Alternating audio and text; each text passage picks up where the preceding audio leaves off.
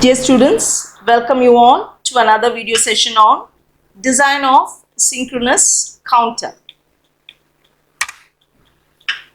So students, let us see how to solve the problem on a synchronous counter. So we have already solved or designed a synchronous counter using the counts which was already given. So here is a problem which is something different. So when the count sequence is given, okay, so how to proceed with the problem, okay. So here is a question for you all. Using positive edge triggering SR flip-flops, design a counter which counts in the following sequence. So you can see the sequence over here. So students, here is the sequence. So starting from 0, 0, 0, 1, 1, 1 and 1, 1, 0, 1, 0, 1, comma, 1, 0, 0, comma, 0, 1, 1, comma, 0, 1, 0, comma, 0, 0, 1 and 0, 0, 0. So this is the sequence that a counter counts, okay. So we have to design a synchronous counter which counts in this sequence. So all this while we saw a sequence which was, in a regular pattern. After 0 it's 1, 1 to 2, 2 to 3 based upon the count that was assigned. So let us see how to solve the problem on the sequence given. So let us discuss the solution steps over here. So step 1, we know that we'll have to determine the number of flip-flops required. So step 2 is we'll have to decide the type of flip-flop to be used. And we know that in the question they've already mentioned us to use SR flip-flop. So we can go ahead with the SR flip-flop.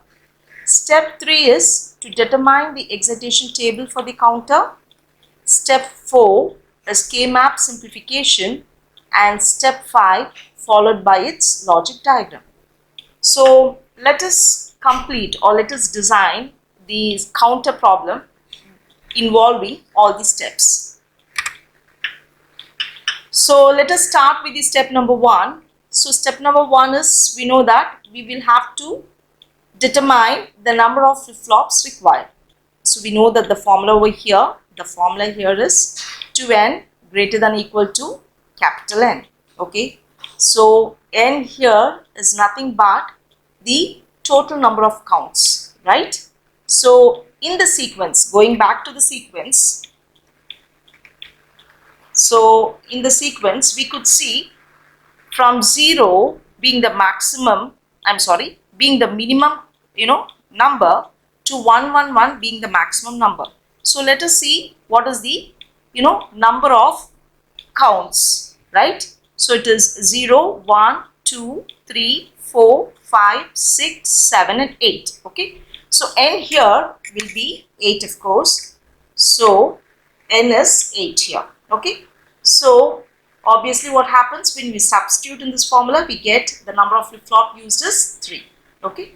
And step 2 is the type of flip-flop which we can use as SR flip-flop, which is already given in the problem. Otherwise we can decide our own flip-flop.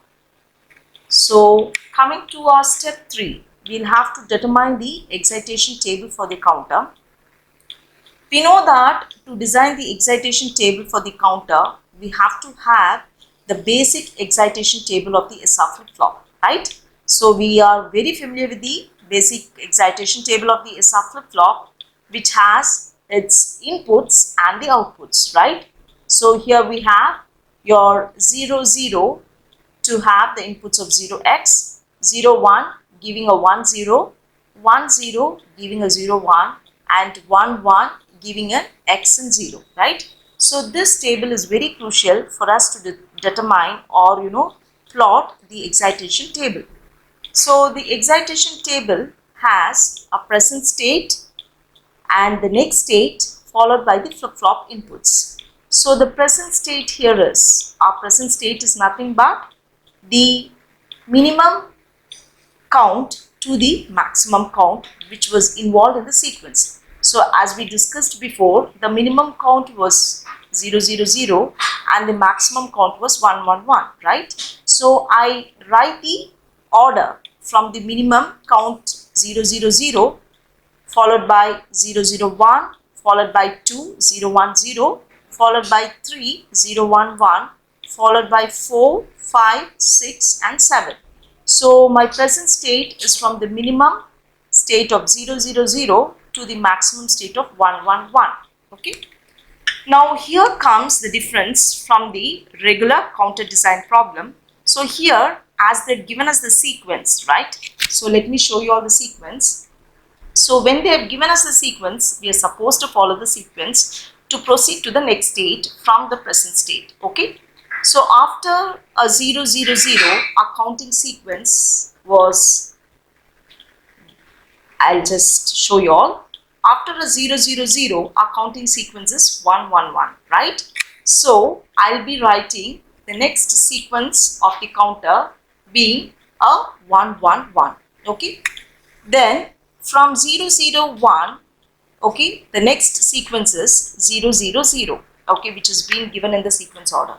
So just follow the sequence given and I write accordingly for all the inputs in my present state. For 010 it is 001.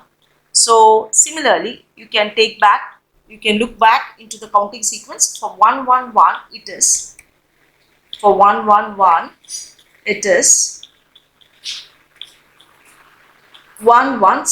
Okay. So for 111 here you can see it is a 110. Okay. So having a look on the sequence, I've completed my next state. Okay. Now dear students, how do we plot or how do we determine the flip-flop inputs? Okay. So this flip-flop inputs can be determined by, comparing our excitation table of our SR flip-flop, right? So our SA and RA, okay, we have 3 flip-flops used here because we have got the count as 3. Here our SA and RA is decided by the inputs of our A and A plus, right? So our A of our present state and A plus of our next state, okay, will give us the inputs of SA and RA. And this A and A plus should be compared with our excitation table of the SR flip-flop. Okay. So let's see how to fill up these, inputs. So my first input, here it is 0 and here it is 1. Okay. I am taking the inputs from A and A plus. So my input of A is 0 and input of A plus is 1. So 0, 1. So here 0, 1 gives me what? So you can see here 0, 1 gives me a 1 and a 0. So I'll put this here. So it is a 1 and a 0. Correct? So come back to my next input. So the input under my A is 0 and A plus is 0. So 0 and 0 gives me a what? 0x. So I'll write here as 0x. Okay. Similarly, my next input is 0, 0 again. So you can see a 0 over here and 0 over here. So 0, 0 gives me a 0x. So I'll fill this again as 0x. Okay. So students, check for all the inputs which comes in the A with that of A plus. Compare both your A and A plus with that of your excitation table and fill up the SA and RA inputs. Similarly, your SB and RB is got from your B of your present state and B plus of your next state. For example, under your B you have a 0 and under your B plus you have a 1, right? So 0, 1, comparing it with the excitation table of the SR flip-flop, 0, 1, I get a 1 and a 0 here. So I write a 1 under SB and 0 under RB, right? So similarly, going to my next input, 0 and 0. So 0 and 0 comparing with my excitation table, I get 0 and x. So I write as 0 and x. Okay. So going through all my inputs under B and B plus, comparing it with my excitation table, I get my SB and RB, right?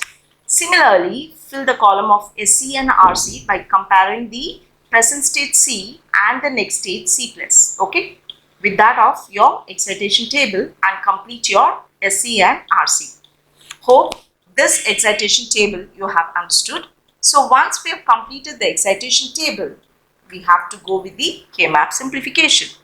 So K-map simplification is, we have to, simplify our SA, okay, using the inputs of A, B, C. That is our present state inputs, right? So we'll have to simplify SA. Okay, you can see a SA column over here.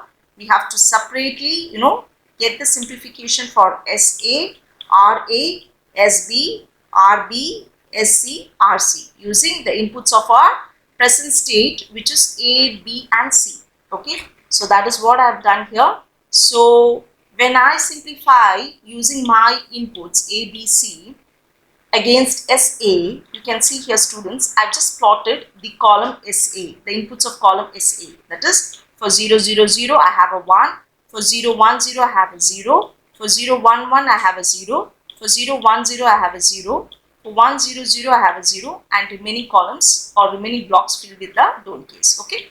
And we are very much familiar to group the K-map simplification, right? So here there is only an isolated group. So what will I get the expression for this one? I have A bar because it's a 0, A bar over here, B bar and C bar, right? So our SA expression is what? Our SA expression is A bar, B bar and C bar. Similarly, coming to RA, plotting in the cell all the, inputs of my RA, I'll get a isolated one group which has an expression of A, B bar and C bar. Similarly, if I have to, group my SB, so I have to take all the inputs of SB. So once I take the inputs of SB, so what do I get? So I get a group which has 1 and 1, right? So the simplification of this group gives me an expression SB is equal to B bar, C bar. So similarly, my RB gives me a group which gives me an expression of B, C bar, and SC, my C flip-flop, gives me an expression of C bar because I have a single group this side and over this side, right? This is adjacent, which gives me a simplified expression of C bar.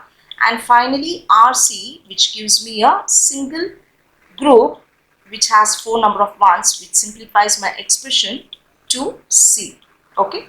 So students, we have got the simplified expression for all the inputs of our SR flip-flop. So once we have got the simplification, or once we have completed with K-map simplification, the final step, as step 5, is nothing but the design of logic diagram, right? So the logic diagram, we know that we have 3 SR flip-flops. So SARA, SBRB, SCRC, which has clock pulse, of course, which we have connected to the common clock. And we are directly writing the expression related to our SA, related to our RA, SB, RB, and of course SC and RC. Okay. So here, as we got the different expressions from different inputs of SA, I am directly connecting the expression using my 3 input AND gate, which gives me A bar, B bar, C bar, and RA, which gives me A, B bar, C bar, and SB input connecting with my 2 input AND gate, which gives me an input of B bar and C bar, and RB with B and C bar, okay, and SC with C bar and C, okay. So all these expressions, okay, I have drawn and shown in my logic diagram, okay. So I have shown you all the outputs as well, okay. So students, these are the steps which are involved to design the counter which has a counting sequence which is specified. Hope you all have understood. Thank you.